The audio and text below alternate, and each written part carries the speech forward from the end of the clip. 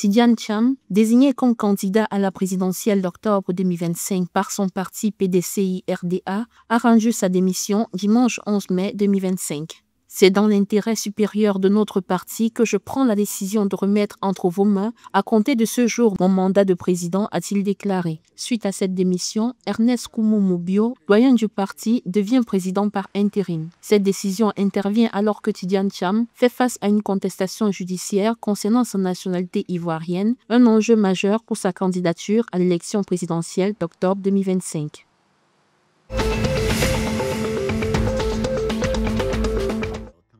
Le gouvernement ghanéen a renouvelé son engagement à achever le projet du port intérieur de Boankra. D'un coût total de 300 millions de dollars, le projet de Boankra représente une infrastructure cruciale destinée à transformer radicalement l'environnement commercial et logistique de ce pays. Il permettra également de générer des emplois et de favoriser l'expansion économique, spécifiquement dans la région d'Ashanti et au-delà.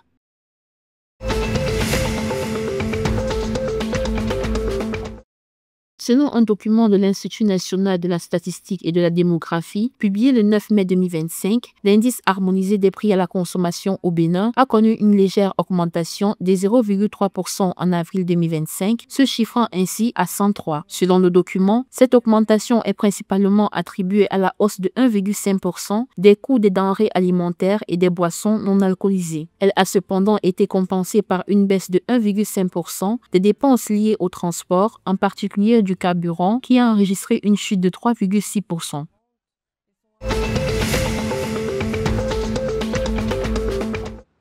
Au Niger, l'armée a annoncé le 10 mai 2025 avoir tué un terroriste et interpellé 17 autres au cours des différentes interventions menées entre le 8 et le 10 mai sur l'ensemble du territoire national. La première opération menée le 8 mai dans la région ouest a permis d'ôter la vie d'un terroriste et d'en interpeller une dizaine d'autres. Durant les interventions, plusieurs matériels ont été saisis, notamment 15 armes artisanales et des amulettes.